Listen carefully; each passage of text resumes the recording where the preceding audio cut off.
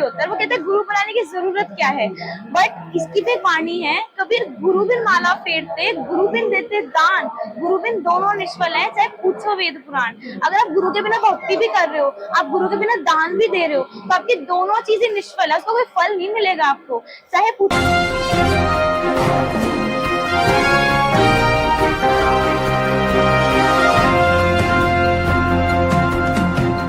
नमस्कार दर्शकों, आर्यस न्यूज 01 में आप सभी का स्वागत है। जैसा कि मैंने आपको वीडियो में दिखाया था कि सतलोक आश्रम में दिव्य धर्म होने जा रहा है, उसका विशाल भंडारा है, तो उसकी विशेष तैयारियों के साथ आज वो शुभ घड़ी आ गई है जिसका हम इंतजार कर रहे थे। वो विशाल भंडारा क्या है, आज हम आ गए हैं और हमारी टीम के साथ सतलोक आश्रम मुंडका में, जहाँ पे आज से स्टार्ट हो रहा है दिव्य धर्म यज्ञ। और इस यज्ञ में क्या होता है, कैसे होता है, यहाँ की तैयारियां क्या हैं, और यहाँ के जो भगत हैं जिनकी सेवा लगी है उनका स्वभाव कैसा है, सारा कुछ दिखाने वाले हैं। हम पूरी टीम के साथ आ गए हैं सतलोक आश्रम मुंडका। अभी हम चल रहे हैं प्रदर्शनी के अंदर और यहाँ पे मिलेंगे हमारे गाइड सेवादार, जो आश्रम से लगाए गए हैं गाइड सेवादार। वो आपको बताएंगे प्रदर्शनी में क्या है। पर मैं करुणा में कहाया, कलयुग नाम कबीर धराया। कबीर जी चारों युग में अलग अलग नाम से आए थे, लेकिन भगवान चारों युग में आते हैं अपना परिचय देने के लिए। उस वक्त जब भगवान ने वो भंडारा रखा गया था, उसके पीछे की एक छोटी सी स्टोरी है। उस वक्त भगवान ये बताते थे कि देखो, जो पंडित काजी जो हमें पूजा बता रहे हैं, उसके अंदर ये सही है और ये सही, ये गलत। मतलब आज भी बहुत सारी क्रियाएं ऐसी हैं जो हमारे पंडित लोग अपने अनुसार बताते हैं, जो मेरे शास्त्रों के अकॉर्डिंग नहीं है। कबीर जी उस वक्त भी यही बताते थे।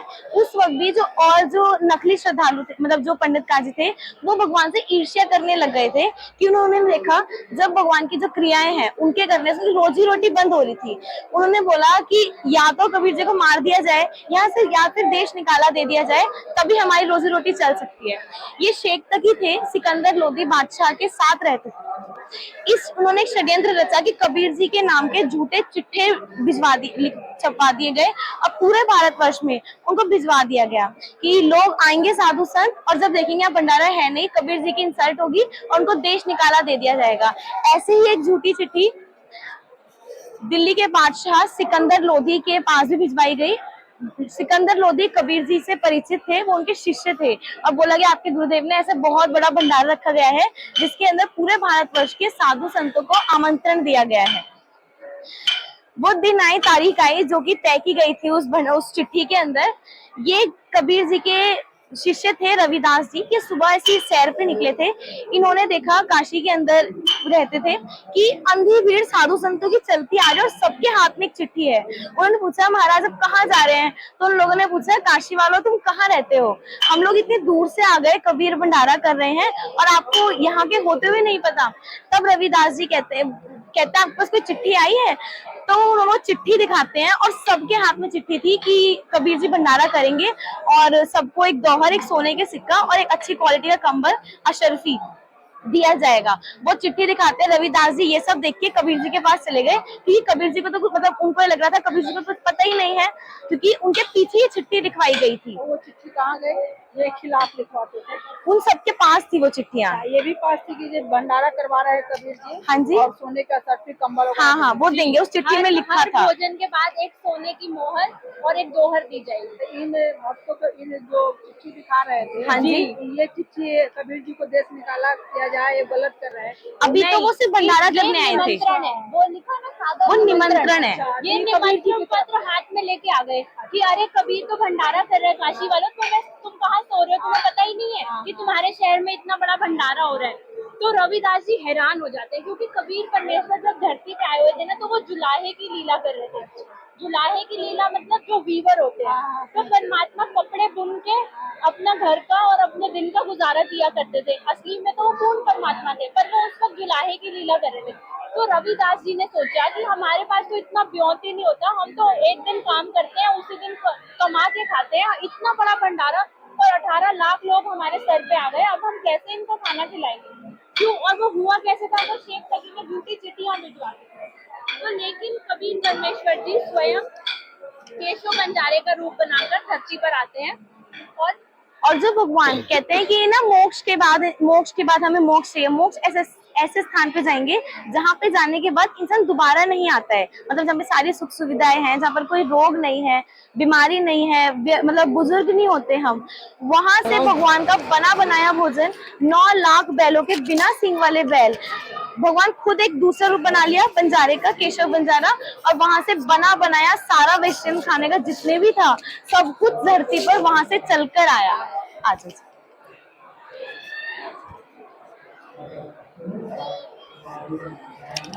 वहां पे किसी भी चीज की मतलब जरूरत होती तो वहां का कोई भी भोजन धरती का तो था ही नहीं, तो किसी भी चीज की व्यवस्था होती तो वो सारा आकाश से आ रहा था। जैसे पानी की व्यवस्था तो वो आकाश से आ रहा था, क्योंकि डायरेक्ट सतलोक से आ रहा था वो पानी।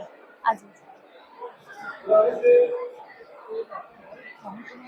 इस तरह वहां पर 18 लाख साधु संतों ने भोजन किया, क्योंकि भगवान किसी भी चीज में सारा आकाश से ही आया था, क्योंकि वो सतलोक से आया था डायरेक्ट, पृथ्वी का वहां का भोजन ही नहीं था वो। भगवान किसी भी चीज में असमर्थ तो होते ही नहीं है। उन लोगों को लगा था हम झूठी चिट्ठी लिखवा के भगवान की इंसल्ट करेंगे, पर भगवान की सारी व्यवस्था उनको भंडारे में रखवाई गई। ये सब सेवादार जो थे वो भी भगवान के वहीं से आए थे, सतलोक से। आज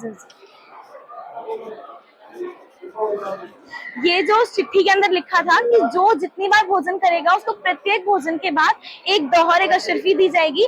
ये वो साधु संत जितनी बार दिन में भोजन कर रहे थे उनको एक सोने की मोहर, अशर्फी और एक दोहर अच्छी क्वालिटी का कंबल वो दिया जा रहा था।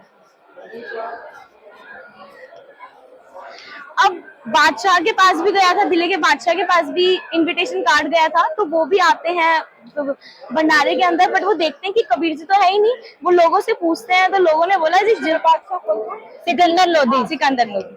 तो वो आते हैं जब, तो उनको वो पूछते हैं कबीर जी कहाँ हैं, तो लोग कहते हैं कि ये तो पता नहीं कबीर जी कहाँ हैं, लेकिन ये सारी व्यवस्था केशव बंजारा कर रहे हैं। वो उनके पास जाते हैं, कहते हैं कबीर जी कहाँ हैं, वो कहते हैं मैं उनका मित्र हूँ, उनका पगड़ी बदल लिया और मैं सारी व्यवस्था कर रहा हूँ, उनको आने की क्या जरूरत, अपने आप को छुपा लिया, अपने आप को। तब वो कबीर सिकंदर लोधी डायरेक्ट कबीर जी की झोपड़ी में चले जाते हैं, झोपड़ी के पास, और वो कुंडी खड़खड़ाते हैं। जब रविदास जी उनके पास आए थे ना कबीर जी के, और उन्होंने बताया था कि ऐसे झूठे भगवान चिट्ठी भिजवा दी है और अब हमारा देश निकाला दिया जाएगा, तब कबीर जी उनको कहते हैं कि बेटा तू कुंडी लगा लो, और कुंडी नहीं खोलेंगे, लोग यही चाहते हैं ना हम चले जाएं, आज का दिन काट लेते हैं, हम आज शाम को चले जाएंगे। भगवान ये दिखा रहे थे कि उन्हें कुछ नहीं पता, वो लीला कर रहे थे। जब सिकंदर लोधी कुंडी खड़खड़ाते हैं तो पीछे से कबीर जी उनको बोलने लगते हैं कि महाराज आज का हम दिन काट लेते हैं और कल आज शाम को हम चले जाएंगे। नहीं, कबीर परमेश्वर बोले कि परमात्मा मतलब राजा हमारे साथ इन्होंने ऐसा जुल्म कर दिया, मैं कमा के खाने वाला जुलाहा हूँ, मेरे सर पे इन्होंने 18 लाख मेहमान बुला दिए, मैं कैसे इनको भोजन करवाऊंगा, तो हम बस आज का दिन काट लेते हैं, जैसे दिन छुप जाएगा हम घर छोड़ के चले जाएंगे, क्योंकि परमात्मा लीला कर रहे होते हैं। अब ऐसी उसे भगवान बिल्कुल गरीब, मतलब एक ऐसे बिल्कुल सीमित में गुजारा किया था, सुबह का भोजन है तो शाम का नहीं। तब सिकंदर लोधी कहते हैं भगवान आप औरों को मूर्ख बना सकते हो लेकिन मुझे नहीं, ये सारी व्यवस्था आप देखो तो आपने कैसे रंग ला रखे हैं, आप दरवाजा खोल दो और आपके दर्शन करने के लिए बहुत से साधु संत बहुत उनको दर्शन करा दो, आप कुंडी खोल दो। तब रविदास जी को कबीर जी कहते हैं बेटा कुंडी खोल दो। जैसे ही भगवान कुंडी खोलते हैं और कबीर जी बाहर आते हैं, आकाश से अपने आप फूल भगवान के ऊपर बरसने लगते हैं, एक मोर का पंख समेत मुकुट और एक चवर कभी नीचे आ जाता है। कभी रविदास जी वो चवर ले लेते हैं, रविदास जी चवर करने लगते हैं, और जो सिकंदर लोधी थे वो मुकुट समेत कबीर जी के चरणों में दंडवत प्रणाम करते हैं।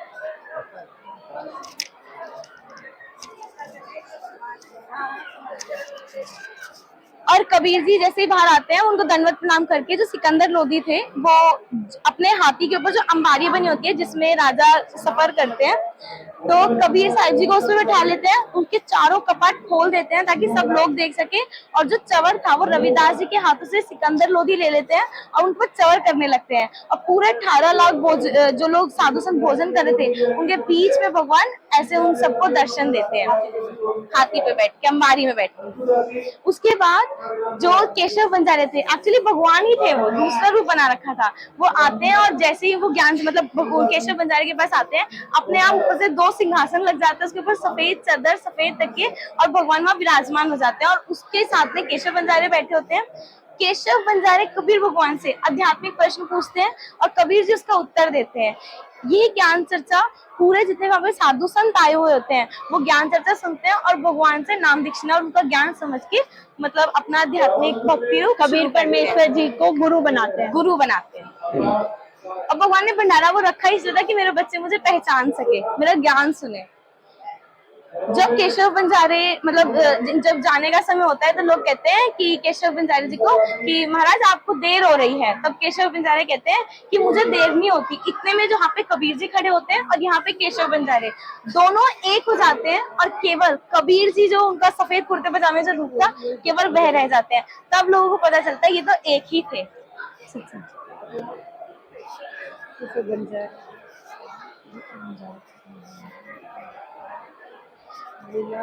उसके बाद जब बैल 3 दिवसीय, उस दिन भी 3 ही दिन का भंडारा था। जब ये 3 दिवसीय ये समापन होने लगता है, जब ये बिना सींग वाले बैल जाने लगते हैं, बीच में गंगा नदी पड़ती है। अब गंगा नदी पार कैसे हो? जैसे ही वो जाने लगते हैं, जो नदी गंगा नदी का जो स्तर था ना, जो गहराई है, अभी वो कितनी ज्यादा गहरी है कि अभी भी कोई नहाने जाए तो जंजीर पकड़ के नहाते हैं। वो अपने आप इतना कम हो गया, बिल्कुल जमीन के स्तर पे आ गया। और जो बैल थी उन्होंने उसको चल के पार कर, जैसे ही उन्होंने नदी क्रॉस की, वो जो नदी था गंगा नदी का जो स्तर था ना, वो अपने आप फिर वैसा ही भर गया। तो भगवान ने एक लीला दिखाई थी।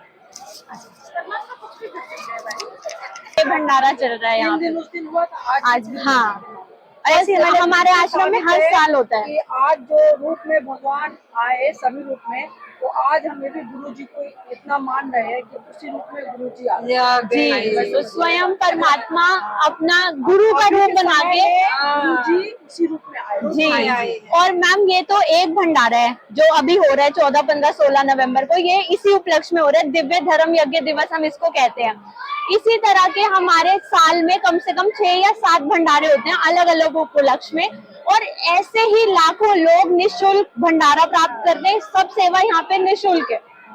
और ये ऐसा भंडारा सबको करवाना देसी घी में बना हुआ, ये कोई आम संत की बात बस की बात नहीं हो सकती। और आप तो इस आश्रम में आए हैं मुंडका, अभी सेम यही कंडीशन भारत में हमारे ऑल ओवर इंडिया में 9 आश्रम है टोटल इस वक्त। हाँ, नेपाल में भी है, करेक्ट। तो इस वक्त हाँ नेपाल में एक है, 3 दिन का भंडारा चल रहा है।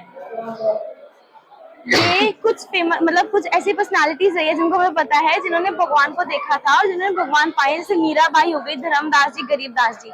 इन्होंने अपने जो ये ग्रंथ लिख के गए हैं उसमें इन्होंने क्या लिखा है? मलुकदास जी को कबीर परमात्मा मिले थे, उन्होंने अपने ग्रंथ में क्या लिखा? 42 इयर्स के थे जब मलुकदास जी को कबीर भगवान मिले थे।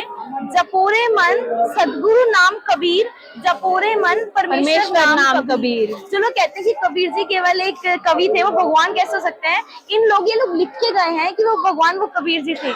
हम लोग मंदिर जाते हैं बट हम सत्संग में जाना प्रेफर नहीं करते। ये सोचते हैं कि सत्संग में तो नॉर्मली ऐसे ही नहीं जाया या कोई होए, अगर मीराबाई देना चाहे तो उनसे ज्यादा तो भक्ति नहीं कर सकते। मीराबाई ने इतनी भक्ति करी थी। मीराबाई ने उन्होंने क्या लिखा? उनके हस्बैंड की डेथ हो गई थी और उनको राज परिवार की, तो उनको मना किया जाता कि आप सत्संग में मत जाया करो। उन्होंने क्या लिखा? सत्संग में जाना मेरा छोड़ दे, हमारी लोग करे तकरार। क्योंकि मीराबाई जो थे ना, वो राजपूत खानदान की बेटी थी और बहू थी, तो उन्होंने गुरु बनाया था रविदास जी को, और रविदास जी कबीर परमेश्वर जी के शिष्य थे। तो कबीर परमेश्वर जी ने जब वो ज्ञान दिया था ना, उन्होंने कहा था मीरा देख के मुझे गुरु बनाइयो, मैं चमार जाति से हूँ। तो मीराबाई ने बोला था कि मुझे परमात्मा प्राप्ति करनी है, मुझे जाति से कोई लेना देना नहीं है। और मीराबाई को विश्वास कैसे हुआ था? मीराबाई जी की भक्ति इतनी ज्यादा संपूर्ण थी कि स्वयं श्री कृष्ण जी उनको दर्शन दिया करते थे। तो कबीर परमेश्वर जी की शरण में जब वो गई तो मीराबाई ने बोला कि मैं कैसे मानूं कि आप भगवान हो, मेरे को तो कृष्ण जी स्वयं दर्शन देते हैं।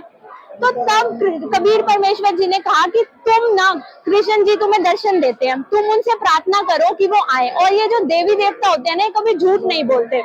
तुम इनसे पूछना कि क्या आपसे ऊपर कोई शक्ति है, और अगर वो कहे, जो वो कहे तुम मान लेना।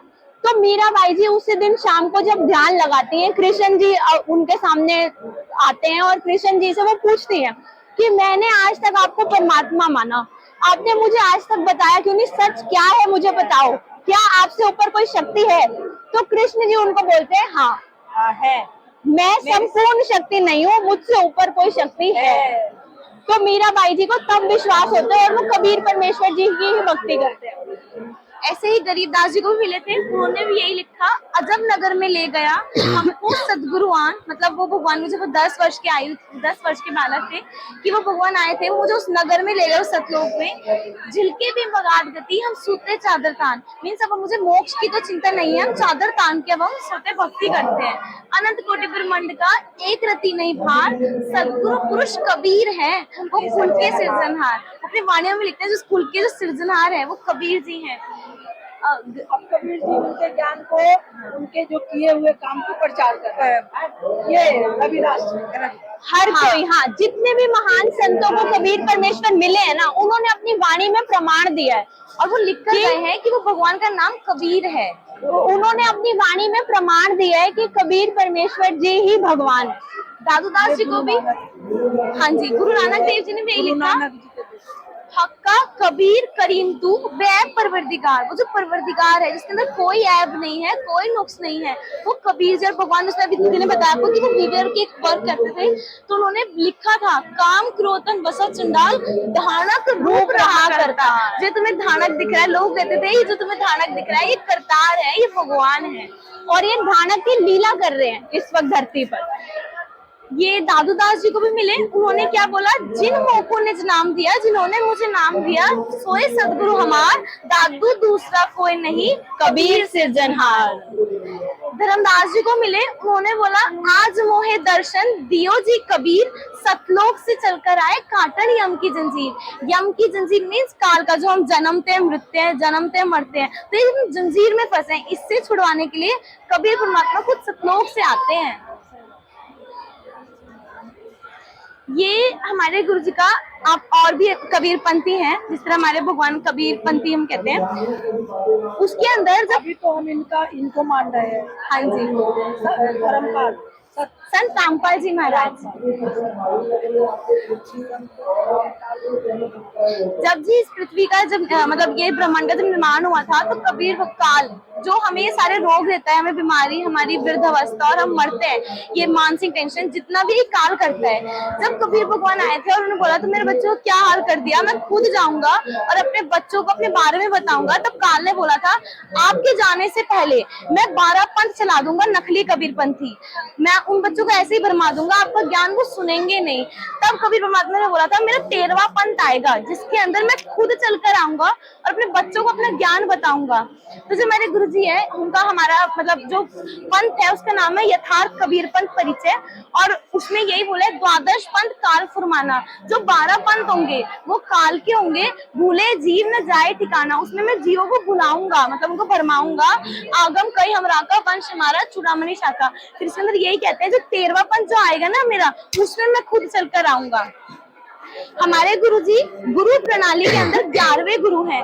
कबीर साहब जी ने ज्ञान दिया गरीबदास जी को, उन्होंने संत शीतलदास जी, संत ध्यानदास जी, संत रामदास जी, संत ब्रह्मानंद जी, संत जुक्तानंद जी, संत गंगेश्वरानंद जी, संत चितानंद जी, ये हमारे दादा गुरु जी, हमारे गुरुजी के गुरुजी स्वामी रामदेवानंद जी महाराज, और ये हमारे गुरुजी संत रामपाल जी महाराज। ये हमारे गुरुजी गुरु प्रणाली के 11वें गुरु हैं, लेकिन जो पंथ है वो 13वां पंथ है। हाँ, मतलब वो 12वें पंथ से उनका निकास हुआ, और जो अब वो पंथ चला रहे हैं वो 13वां पंथ, वो 13वां पंथ। ये 11 इनके सामने 12 और 13 नहीं, ये जो 11 है ना, ये तो ये गुरु प्रणाली है, ये उससे डिफरेंट है। जब कबीर परमेश्वर 626 वर्ष पहले धरती पर आए थे, तो वो स्वयं गुरु की लीला की थी, उन्होंने गुरु बने थे। फिर वो एक एक करके आगे गद्दी नाम दीक्षा देते रहे कि अब से तुम सबके गुरु होगे। ऐसे करके हमारे गुरु जी तक ये आदेश पहुंचा कि अब वो सबके गुरु है। अब जो लोग कहते हैं मैम कि हमने बस ईमानदारी से कमा लो और किसी का बुरा मत सोचो, बुरा मत करो, वो ही भक्ति है, बट ऐसा नहीं है। एक वाणी है, कबीर मानुष जन्म पाए कर जो नहीं रटे हरि नाम, ये कि हम भगवान की भक्ति करके अपना मोक्ष करा ले और भगवान के पास चले जाए।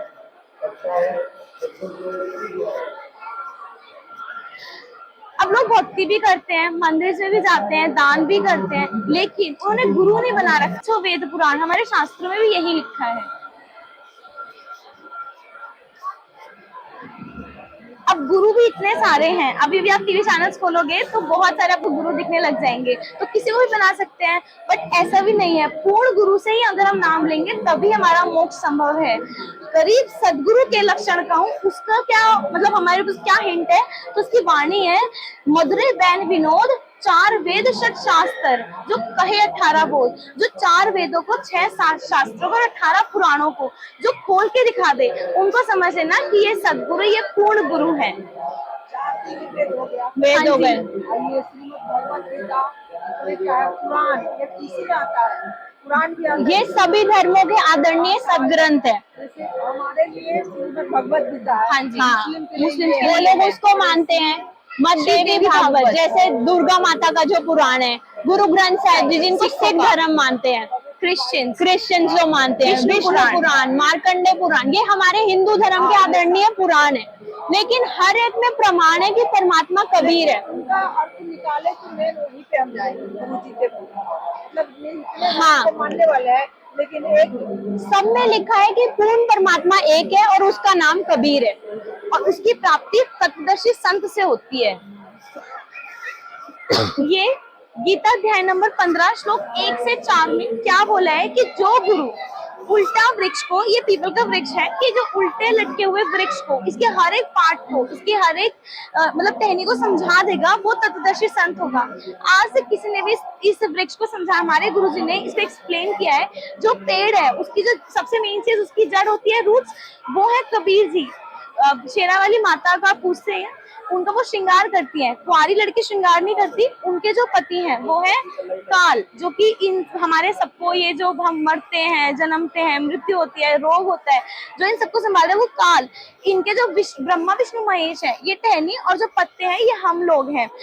ये वृक्ष ऐसा है, और हम लोगों ने इसको कैसे पूछते थे पहले, और अभी भी लोग पूछते हैं, ब्रह्मा विष्णु है, ये रहे, ये टहनी, हाँ जी, और जो पत्ते हैं ये हम लोग हैं।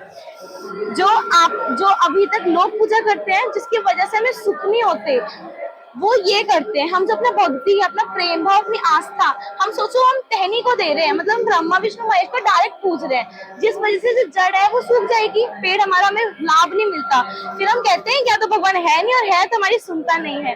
और जो हमारे संत रामपा जी महाराज जी जो हमें भक्ति कराते हैं, जिससे सारे सुख होते हैं, उन्होंने जो वृक्ष है ना, जो पेड़ है, उसको सीधा उगवा दिया। हम अपनी पूजा करते हैं कबीर जी को। अब जब जड़ी स्ट्रांग होगी तो पूरा पेड़ तो अपने आप फल दे देगा, फलेगा फूलेगा। ये हमारे ब्रह्मांडों का चित्र है। ये पृथ्वी है जहाँ पे हम रहते हैं। जब इंसान की मृत्यु होती है, वो जाता है धर्मराय के लोक में। आपने सुना है ना, कहते हैं कि आप जितने अच्छे बुरे कर्म करोगे, ऊपर हर चीज का लेखा है, तो वहां पे सारा चिट्ठा खुलता है। जितने उसने अच्छे कर्म किए उतना वो स्वर्ग में भोगता है, जितना उसने बुरे कर्म किए उतना वो नरक में भोगता है। उसके बाद इंद्र का लोक, इंद्र के लोक में जिसकी भक्ति की हुई होती है आपने, अगर इन्होंने पूरी जिंदगी शिव जी को माना है, तो जितनी इनकी भक्ति है ना, जिस तरह आप होटल में जितने पेमेंट दो उतना टाइम रह सकते हो, उतना भक्ति के उस पे ये उतना समय यहाँ पे रह सकते हैं। अगर ब्रह्मा जी के तो ब्रह्मा जी के, विष्णु जी के तो विष्णु जी के, वो टाइम यहाँ पे स्पेंड करके इनको फिर दोबारा पृथ्वी पर आना पड़ेगा, फिर ये दोबारा भक्ति शुरू, और फिर ये कंटिन्यू इसी चेन में फंसे। इसलिए भी हम सब यहाँ पे मौजूद हैं। सोचो हमें फंसे हम यहाँ, और हमें जाना कहाँ पे था। हम इन सबकी भक्ति, मतलब हम इनका ले रहे हैं, तो हम इनका कर्जा पूरा करेंगे इनकी भक्ति देकर। ये एक ब्रह्मांड था, ये 21 ब्रह्मांड है। इसके ऊपर भंवर गुफा और तपतशिला, जहाँ पे कहते हैं कि आप अगर मांस खाओगे, अगर आप शराब वासन करोगे तो हमको भूने जाओगे, वो तवा है, ये तपतशिला है। इसके ऊपर हमारे सारे विकार भूने जाते हैं। इन सबको पार करके ये है वो सतलोक जाने का रास्ता, जो पूर्ण परमात्मा का लोक है, जहाँ हमें पहुंचना है, जो हमारी असली डेस्टिनेशन है। तो हम इसमें से एक छोटे पॉइंट पे, ये 21 ब्रह्मांड, ये पूरा सब पार करके हमें परमेश्वर के लोक में पहुंचना है। तभी हम इन 84 लाख जूनियों और जन्म मरण के चक्कर से बच सकते हैं। मतलब हमारा अल्टीमेट डेस्टिनेशन सतलोक है, अमर लोक जिसको बोलते हैं, जिसमें जाने के बाद हमें वापस नहीं आना होता। वरना यहाँ तो हम फंसे ही हुए हैं। आज हम इंसान बने हैं, कल को हम कुछ और बन सकते हैं। 84 लाख जूनियां होती है, हम अलग अलग रूप धारण करते हैं। कार्यक्रम मैं समझ गई इस बात को। बस बहुत कोई बात नहीं, बस ये यहाँ पे एक बस ब्रीफ 2 में मिनट लूंगी आपके, एक मिनट। ये अथर्ववेद के अंदर प्रूफ दिया है कि उस परमेश्वर का नाम कबीर देव तथा कबीर परमेश्वर है, जिसने सर्व रचना की है। ऋग्वेद में बताया है कि जो भगवान है, जो कबीर परमेश्वर है, जो भगवान होंगे वो कवि की भूमिका करते हैं। कबीर जिस तरह ये परमेश्वर हाँ जी, हाँ जी। तो इसके अंदर नाम दिया है मेंशन। गुरु ग्रंथ साहिब में भी बोला, यह करज गुप्तम पेशी तोदर गोस कुन करतार हक्का कबीर करीम तू बे परवरदिगार। मैं इसके अंदर भी बोला है, अंधला नीच जाति परदेसी की नावे तिल जावे ताकि संति नाम को रहंदा क्यों मुरे मुड़ा पावे। उसमें भी बोला है कि जो भगवान है वो नीच जाति में आते हैं। कुरान शरीफ में भी प्रमाण है। कुरान शरीफ में भी बोला है कि हजरत मोहम्मद को बोला है कि वो कबीर प्रभु वही है जिस जमीन तथा आसमान के बीच में जो भी विद्यमान है, 6 दिन में सृष्टि की और 7वें दिन अपने सतलोक के सिंहासन पर जा पहुंचे। उस पूर्ण पूर्णता प्राप्त की विधि तथा वास्तविक ज्ञान तो किसी तत्वदर्शी संत बाखबर से पूछो, मैं कुरान का ज्ञानदाता नहीं कहता। ये हमारे जितने भी वेद हैं, 4 वेद है ना, ऋग्वेद, सामवेद, अथर्ववेद और यजुर्वेद, इन सब के अंदर भी यही बोला है कि कभी मैंने भी आपको अथर्ववेद का दिखाया, कभी परमेश्वर, कभी उस भगवान का नाम कबीर है, वो कवि की भूमिका करते हैं। परमात्मा साकार है, वो सशरीर है, वो आयु भी बढ़ा सकते हैं, परमात्मा हमारे पाप भी पाप नष्ट कर सकते हैं। वरना हमें धर्म गुरु बोलते हैं ना कि जो पाप कर्म का फल है वो तो भोगना ही पड़ेगा, पर परमात्मा हमारे पाप कर्म भी काट होती है बुढ़ापे में, ऐसा नहीं। दक्षिण पूर्व पश्चिम तो फिरता दाने दाने नू सर्व कला सतगुरु साहिब की हरि आए हरियाणे नू। मतलब जो भगवान है वो हरियाणा में आएंगे। ये वाणी तब लिख गई जब हरियाणा का नेम स्टेट का रिकॉग्नाइज भी नहीं हुआ था कि इसको हरियाणा बनेगा। ये हमारे गुरु जी के उद्देश्य मोक्ष प्रदान करना, पाखंडवाद को खत्म करना, नैतिक और आध्यात्मिक जागृति लाना, दहेज दाउरी इन सबको खत्म करना, हर प्रकार के नशे को दूर करना। हमारे को कोई भी भगत इनमें से कोई भी रूल्स को मतलब उसका वो नहीं करता। समाज में शांति और भाईचारा स्थापित करना, जाति पाति के भेद को मिटाना, भ्रष्टाचार को खत्म करना। हमारे गुरुजी के एफर्ट्स को इंडियन गवर्नमेंट अपने न्यूज़पेपर में भी उनकी सराहना करती है। उनकी आप देख रहे हो, छत्तीसगढ़ 5 जोड़ों का हुआ अंतरजातीय दहेज रहित रक्तदान शिविर का भी किया गया आयोजन। कारागृह जेल में सत्संग में बंधे हुए भाव विभोर बंदियों को बुराइयों को दिलाया संकल्प। वृद्धाश्रम में हुआ पूर्ण संत का सत्संग। अभी राम मंदिर बना था जनवरी में अयोध्या में, तो राम मंदिर के भी 1 महीना कंटिन्यूसली हमारी गुरुजी द्वारा वहाँ पे भंडारे का आयोजन किया गया था। जितने भी लोग विजिट किया था राम मंदिर, उन सबको ये भोजन कराया गया था। इंडिया में ही नहीं है, ऑल ओवर वर्ल्ड में भी। इंडिया में 519 नामदान केंद्र हैं, नेपाल में 30, बांग्लादेश में 1, कतर में 1, यूएई में 1, इटली में 1, बेल्जियम। ऑल ओवर वर्ल्ड में हमारे गुरुजी के नाम दीक्षाना केंद्र हैं और हमारे गुरुजी का वहाँ पे भी सत्संग हुआ करता है।